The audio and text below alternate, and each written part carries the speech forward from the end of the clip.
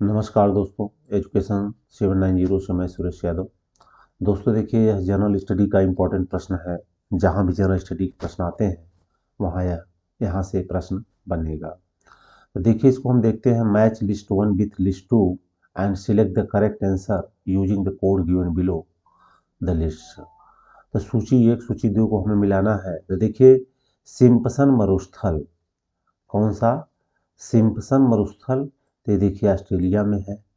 काराकोरम मरुस्थल तुर्कमेनिस्तान में है। सिचुरा पेरू में है और नेगेव इजराइल में है। तो इस प्रकार इसका राइट आंसर क्या हो जाएगा? ये हो जाएगा। राइट आंसर क्या हो जाएगा?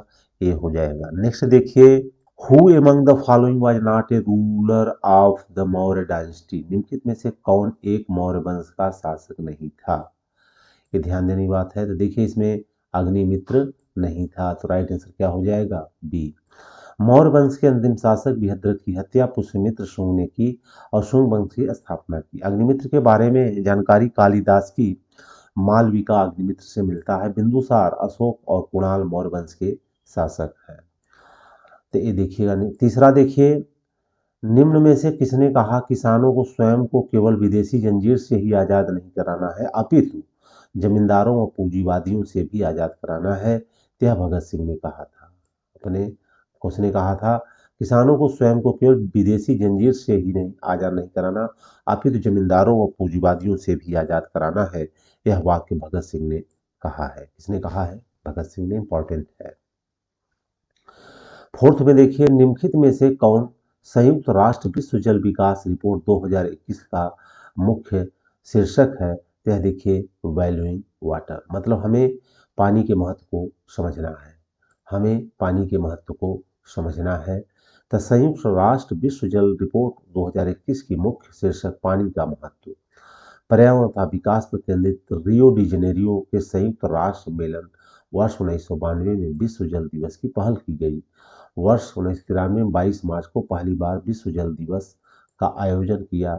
इसके बाद प्रतिवर्ष लोगों के बीच का जल का महत्व, आवश्यकता और संरक्षण के बारे में जागरूकता बढ़ाने के लिए 22 मार्च को विश्व जल दिवस के रूप में मनाया जाता है। देखिए, 22 मार्च इंपॉर्टेंट डेट, इसको आप सब याद रखिएगा। कौन सा? 22 मार्च।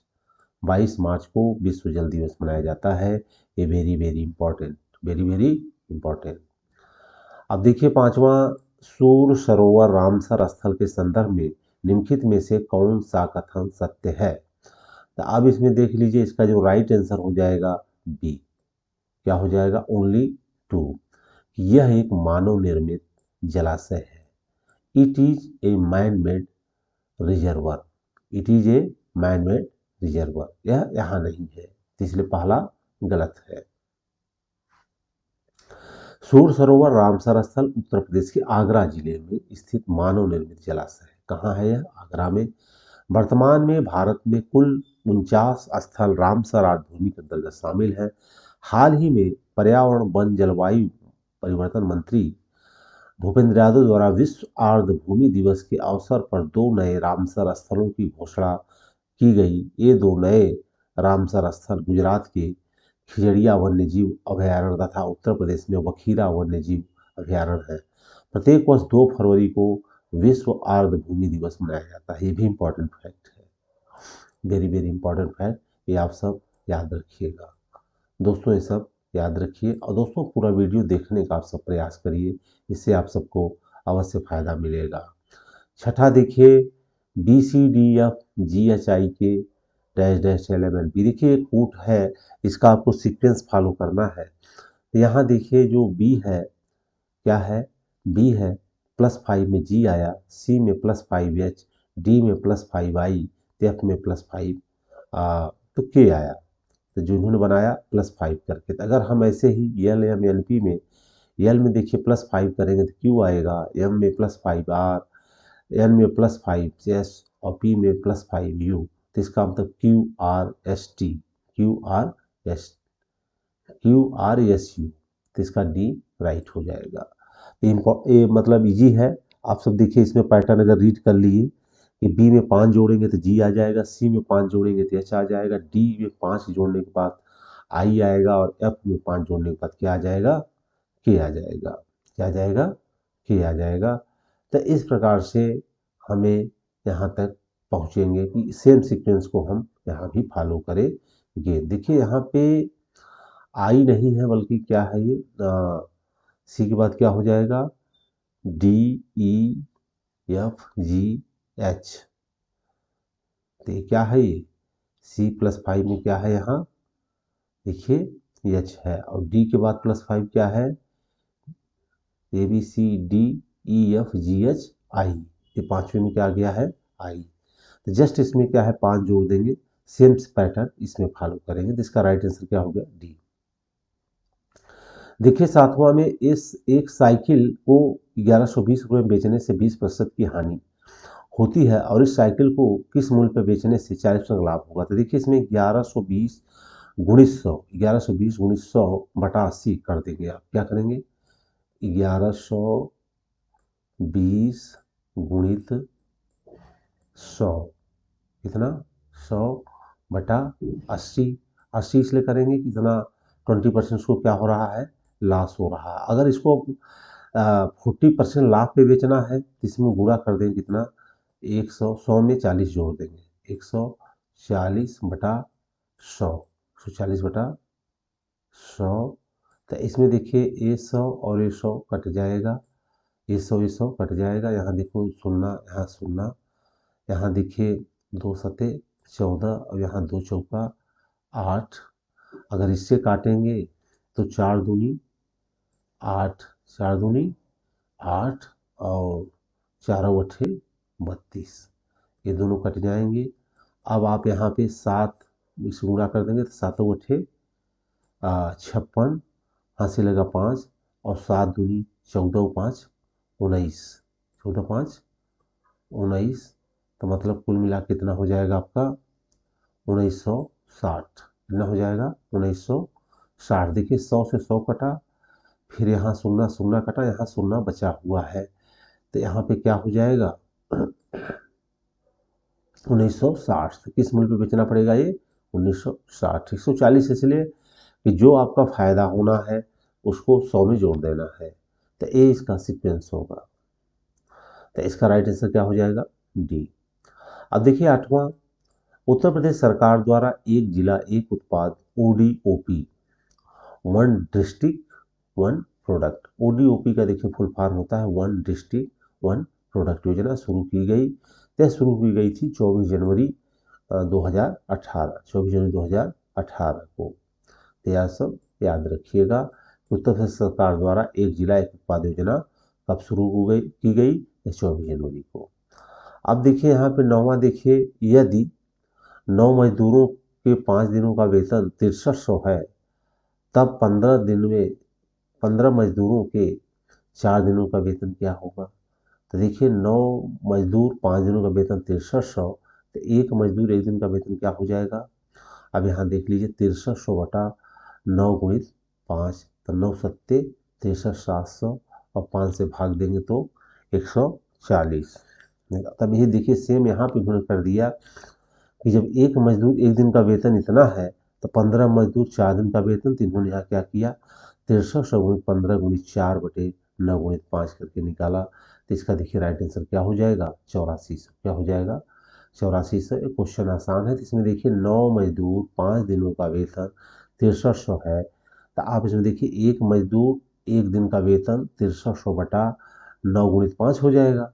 अब यहाँ 15 गुणित 4 का है सेम हो जाएगा 6300 गुणित 15 गुणित 4 बटे 9 गुणित 5 9 गुणित 5 तो ये आपका 8400 रुपये हो जाएगा। 10वां देखिए निम्नलिखित नदियों में से कौन सी नदी मकर रेखा को 2 बार काटती है। तो कौन सी है लिम्पोपो। कौन सी नदी है लिम्पोपो ये ध्यान रखिएगा। लिम्पोपो नदी अफ्रीका महाद्वीप के दक्षिण अफ्रीका बोत्सवाना था मोजाम्बिक देशों से होकर प्रवाहित होती है। यह नदी मकर रेखा को 2 बार काटती है तथा हिंद महासागर में गिरती है। लिम्पोपो नदी जाम्बेजी नदी के बाद हिंद महासागर में गिरने वाली दूसरी सबसे बड़ी अफ्रीकी नदी है। लिम्पोपो नदी में घड़ियाल नदी भी कहा जाता है। पराना नदी दक्षिण अमेरिका में बहने वाली अमेजन नदी के बाद दूसरी सबसे बड़ी पराना नदी। कौन सी नदी कई बार पूछा जा सकता है कि मेजर के बाद दूसरी सबसे लंबी नदी कौन सी है, बड़ी नदी है, तो यह पराना नदी हो जाएगा। और मरे डार्लिंग नदी भी ऑस्ट्रेलिया में पाती है। देखिए कुछ इंपॉर्टेंट फैक्ट उन्होंने ऐड कर दिया है, ये इंपॉर्टेंट है तो इसको आप सब जरूर याद रखिएगा। 11वां देखिए, निम्नलिखित में से कौन कैंसर पूरे विश्व में सामान्यतः सर्वाधिक पाया जाता है। तो यहाँ देखिए इसका राइट आंसर ए हो जाएगा, कार्सिनोमा। कार्सिनोमा कैंसर विश्व में पाए जाने वाला सर्वाधिक कैंसर है। यह कैंसर त्वचा में उन ऊतकों में उत्पन्न होता है जो आंतरिक अंगों के स्तर या आवरण बनाते हैं। यह स्क्वैमस सेल कार्सिनोमा, गंभीर कटता न्यूरोएंडोक्राइन कार्सिनोमा प्रकार के होते हैं। जिसको देखो आपको इतना ध्यान रखना है, कार्सिनोमा। 12 में देखिए, सुभाष चंद्र बोस के राजनैतिक गुरु कौन थे। तो इनके राजनैतिक गुरु कौन थे, ये देखिए सी आर दास, चित्तरंजन दास कौन थे, चित्तरंजन दास इनके राजनैतिक गुरु थे, तो आपको याद रखना है।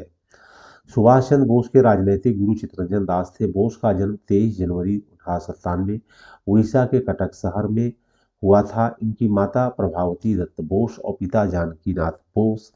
ये सुभाष चंद्र बोस और विवेकानंद की शिक्षाओं से अत्यधिक प्रभावित थे।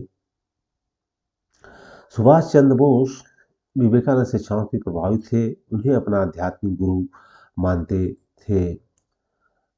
मार्च 1939 में त्रिपुरी अधिवेशन में इस्तीफा देने के बाद सुभाष चंद्र बोस ने फॉरवर्ड ब्लॉक गठन किया था। तो याद रखिएगा, इंपॉर्टेंट फैक्ट है क्योंकि सुभाष चंद्र बोस एक इम्पॉर्टेंट है। अब 13 देखिए, निम्नलिखित में से कौन भारतीय रिजर्व बैंक की मौद्रिक नीति का एक साधन नहीं है। तो इसका राइट आंसर सी हो जाएगा, goods and service tax. Goods and service tax.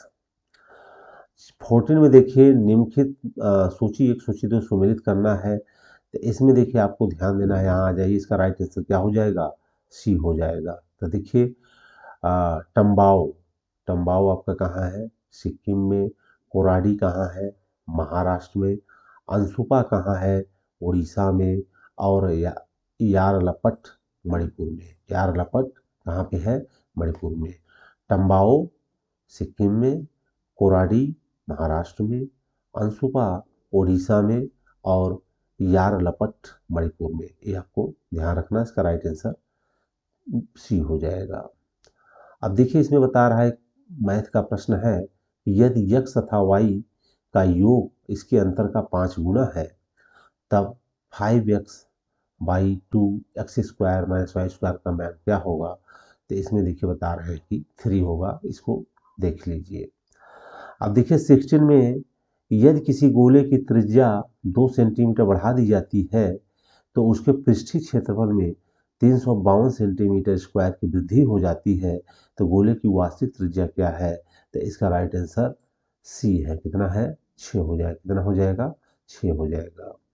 17 देखिए, निम्नलिखित में से कौन सा एक सही सुमेलित नहीं है। तो इसमें देखिए सौ झील कहाँ पाई जाती है, मैनपुरी में। कहाँ पाई जाती है, शेखा झील अलीगढ़ में पाई जाती है। वखीरा झील संत कबीरनगर में पाई जाती है। लेकिन सरसई झील जो है आगरा में नहीं बल्कि यह कहाँ पाई जाती है, इटावा में। कहाँ पाई जाती है, इटावा में। तो इसका राइट आंसर क्या हो जाएगा, डी हो जाएगा। जो सरसई झील है यह सही सुमेलित नहीं है, यह सही सुमेलित नहीं है।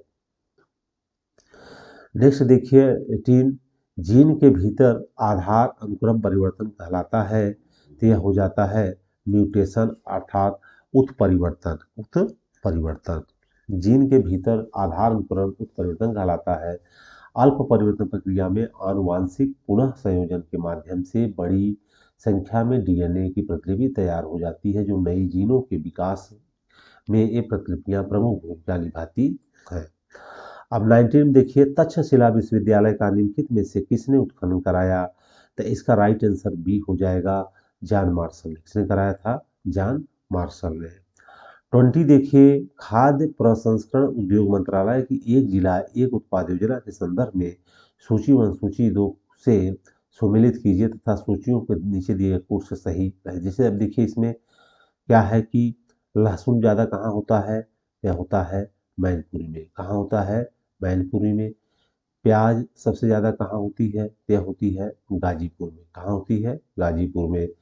मिर्ची सबसे ज़्यादा कहाँ होती है, तो ये होती है ललितपुर में। और टर्मेरिक हल्दी तो ये बची कहाँ, देवरिया। कहाँ, टर्मेरिक कहाँ हो जाएगी, देवरिया। मतलब तो इसमें देखिए एक बार और देख लेते हैं कि गार्लिक कहाँ हो जाएगा, मैनपुरी में। ओनियन कहाँ हो जाएगा, यह गाजीपुर में। और चिली कहाँ हो जाएगी, चिली आपका हो जाएगा, अच्छा चिली का जो है, यह चिली कहाँ होती है ज़्यादा मिर्ची, देवरिया में। एक मिनट, यह कहाँ होती है, एक बार दोबारा बना देते हैं इसको। इसमें देखिए बात ध्यान से देते हैं कि गार्लिक जो है यह कहाँ होता है, मैनपुरी में। और ओनियन कहाँ हो जाएगा, गाजीपुर में। और चिली कहाँ हो जाएगी, यह हो जाएगी देवरिया में। और टर्मेरिक ललितपुर में। तो ये देखिए उत्पाद हैं वन डिस्ट्रिक्ट वन प्रोडक्ट के हिसाब से। तो हमारे यूपी में जो है लहसुन सबसे ज़्यादा मैनपुरी, ओनियन प्याज सबसे ज़्यादा गाजीपुर, और चिली सबसे ज़्यादा देवरिया, और टर्मेरिक सबसे ज़्यादा ललितपुर में। तो इसका राइट आंसर क्या हो जाएगा, बी हो जाएगा। अब देखिए 21 में ग्रेट इंडियन बस्टर्ड के कृत्रिम प्रजनन के लिए स्थापित किया गया संरक्षण प्रजनन केंद्र कहाँ अवस्थित है। मतलब सोन चिड़ैया, जो सोन चिड़ैया है इसके लिए कृत्रिम प्रजनन के लिए स्थापित कहाँ किया गया है, यह सी जैसलमेर में। कहाँ किया गया है, जैसलमेर में। अब देखिए नेक्स्ट है, निम्नलिखित आकृति में लुप्त संख्या ज्ञात कीजिए। कौन संख्या ज्ञात कीजिए, लुप्त संख्या ज्ञात कीजिए। तो यहाँ देखिए सीक्वेंस बना हुआ है, क्या बना हुआ है, संख्या बना हुआ है। तो इस हिसाब से हमको इसे देखना है। इसका राइट देखिए, इसका राइट आंसर क्या हो जाएगा, 30 हो जाएगा। क्या हो जाएगा, 30 हो जाएगा। तो इसको सीक्वेंस वाइज इसको हमें समझना है, इसमें कौन सा सीक्वेंस। नेक्स्ट देखते हैं कि which city of the Uttar Pradesh is called carpet city. तो यह हो जाएगा आपका राइट आंसर भदोही, इसको कहा जाता है भदोही। 24 में देखिए निम्नलिखित में से कौन सा एक सही सुमेलित नहीं है, कौन सा एक सही सुमेलित नहीं है। तो इसमें देखिए जो बी है ग्लास म्यूजियम, यह सही सुमेलित सुमेलित नहीं है। ग्लास म्यूजियम कहाँ है, उदयपुर में है, न कि वाराणसी में। तो यहाँ हम देख लेते हैं कि क्राफ्ट संग्रहालय लखनऊ में, ग्लास उदयपुर में, राजकीय पुरातत्व संग्रह कन्नौज में, और डाक टिकट संग्रहालय सहारनपुर में। अब 25 में देखिए कि जिह्वा के निम्नलिखित भाग द्वारा मीठे स्वाद का पता लगाया जाता है। तो यह टिप होता है, मतलब उसके अग्रभाग से। किससे, अग्रभाग से। देखिए इंपॉर्टेंट है, जीभ के अग्रभाग से मीठे स्वाद का, और आगे के किनारे वाले भाग से नमकीन का, पश्च भाग से कड़वे स्वाद का, तथा बगल के भाग से खट्टे का आभास होता है। जीभ मुखगुहा के फर्श पर स्थित एक मोटी और मांसल रचना होती है। जीभ के ऊपरी सतह पर कई छोटे छोटे अंकुर होते हैं जिन्हें स्वाद कलियां कहते हैं। इन्हीं स्वाद कलियों के द्वारा मनुष्य को भोजन के विभिन्न स्वादों जैसे मीठा, कड़वा, खट्टा आदि का ज्ञान होता है। तो यह मतलब कि इसमें देखिए कि मीठे का किसे लगाया जाता है, अग्रभाग से। 26 देखिए, इसमें आपको मिलाना है कि सुमेलित सूची 1 से सूची 2 से मिलाना है। तो इसका राइट आंसर आपका ए हो जाएगा। राइट आंसर क्या हो जाएगा, ए हो जाएगा कि लुजोन कहाँ पे है, प्रशांत महासागर में। मेडागास्कर कहाँ है, हिंद महासागर में। ग्रीनलैंड अटलांटिक में। और बैफिन आर्कटिक में। ये आप याद रखिएगा। इसका राइट आंसर क्या हो जाएगा, ए हो जाएगा। तो ये देखिए सीधा मिला हुआ है, लुजोन प्रशांत महासागर, मेडागास्कर हिंद महासागर, ग्रीनलैंड अटलांटिक महासागर, और बैफिन आर्कटिक महासागर। तो इसको इस हिसाब से देख लेना है। 27 देखिए, निम्नलिखित में से किस स्तूप में आर्यक स्तंभ की विशेषताएं प्राप्त होती हैं। तय हो जाएगा अमरावती में। इसमें होती है अमरावती में। आर्यक स्तंभ अमरावती स्तूप से प्राप्त होती है। आर्यक शब्द की उत्पत्ति संस्कृत से हुई है, जिसका अर्थ पूजनीय होता है। आंध्र स्तूपों के प्रत्येक द्वार तोपण के पृष्ठा भाग में स्तूप से किला हुआ एक आर्यक मंच निर्मित किया जाता है। अमरावती स्तूप के इस आर्यक पर पतले किंतु सुंदर 5 स्तंभ है, जिन्हें आर्यक स्तंभ कहा जाता है। आर्यक मंच आंध्र स्तूपों का एक विशेष लक्षण है। प्रत्येक आरक मंच मुखपट की भांति विशाल यदि लगाया जाता है जिसके ऊपर बुद्ध या नागराज की मूर्ति अंकित की जाती है। तो ये याद रखिएगा। तो यह कहाँ पे है? अमरावती में है।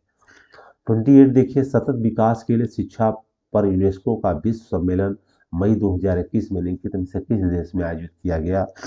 तय हो जाएगा जर्मनी। कब हो जाएगा? जर्मनी। फिर देखिए, वायुमंडल में निम्न गैस की उपस्थिति के कारण वायु के पीतल फीका पड़ जाता है। तय हो जाएगा हाइड्रोजन सल्फाइड के कारण।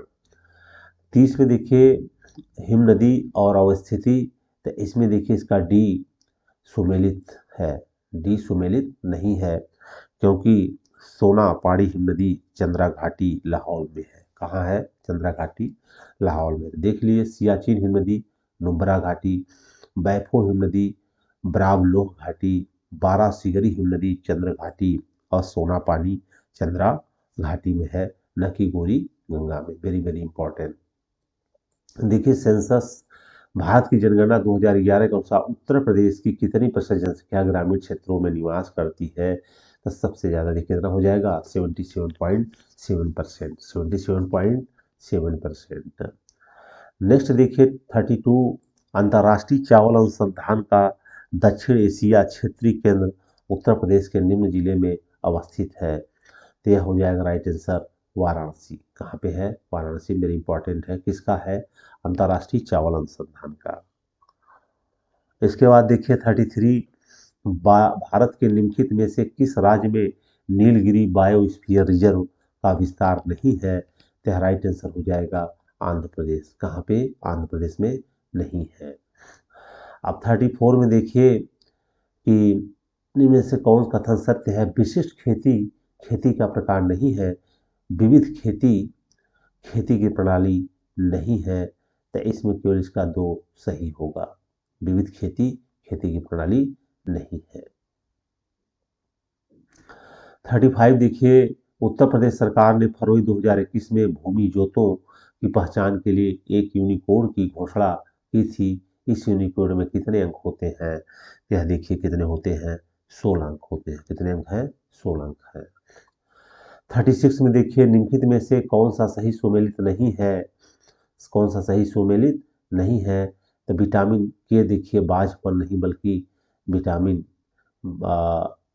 ई होता है, इसके लिए जिम्मेदार कौन होता है? विटामिन ई होता है। तो याद रखिएगा। तो इसका गलत कौन सा आंसर हो जाएगा? Vitamin B. बाकी विटामिन डी रिकेट्स के लिए है, थायमिन बेरी बेरी के लिए है और नियासिन पेलाग्रा के लिए है। तो ये आप ध्यान रखिए, वेरी वेरी इंपॉर्टेंट है।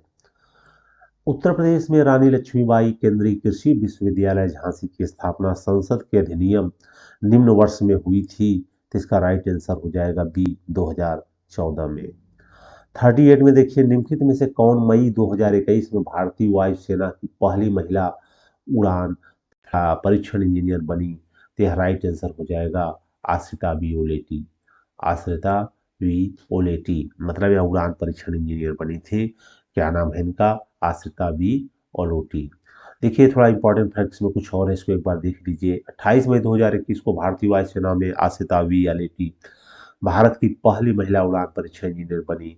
अवनी चतुर्वेदी, मोहन सिंह जितरवाल और भावना कंठ भारत की पहली महिला फाइटर पायलट है। तो याद रखिएगा, इंपॉर्टेंट है, कई बार पूछा जा चुका है, आगे भी पूछा जा सकता है। 39 देखिए, निम्नलिखित में से कौन सा एक सही सुमेलित है? तो इसका देखिए राइट आंसर ए हो जाएगा कि ऑक्सीजन युक्त प्रकाशपोषी जीव उच्च पौधे और सूक्ष्म जीव होते हैं। ये सही सुमेलित है, ये सही सुमेलित है। उच्च पौधे और सूक्ष्म जीव जैसे रसायनों, बैक्टीरिया, शैवाल आदि प्रकाशपोषी जीव हैं। प्रकाश संश्लेषक जीव केवल प्रकाश से ही शोषण नहीं करते बल्कि सूर्य चंद्रमा दोनों के प्रकाश शोषण करते हैं। नाइट्रोजन गैस नाइट्रोजन का स्थिर रूप होता है। ऑक्सीजन की अनुपस्थिति में अमोनियम का ऑक्सीकरण एनामॉक्स कहलाता है। इस क्रिया में अमोनियम NH4 और नाइट्रोजन डाइऑक्साइड का नाइट्रोजन गैस N2 और जल रूपांतरण में होता है। अब 40 देखिए, समुदाय का संयोजन, संगठन व विकास का उसके पर्यावरण से संबंधों का अध्ययन। तो इसका राइट आंसर हो जाएगा पारिस्थितिकी। पारिस्थितिकी मतलब समुदाय का संयोजन, संगठन व विकास उसके पर्यावरण से संबंधों का अध्ययन। सपारसी कहलाता है। तो दोस्तों आज 40 प्रश्न इम्पॉर्टेंट जो थे हर एग्जाम के लिए, जहाँ भी जीएस से प्रश्न बनता है तो ये आपके सामने प्रस्तुत हुआ है। तो दोस्तों हमारे चैनल को आप सब अवश्य सब्सक्राइब करिए और वीडियो को लाइक करिए और ज़्यादा से ज़्यादा दोस्तों में शेयर करिए और आप सब पूरा वीडियो देखने का प्रयास करें, इससे आप सबको अवश्य लाभ मिलेगा। और दोस्तों आप सब वीडियो को ज़्यादा से ज़्यादा शेयर करें, जिससे कि हमारा भी मोटिवेशन बढ़े और हम इसी प्रकार से लगातार आपको वीडियो पहुँचाते रहें। तो जय हिंद, जय भारत।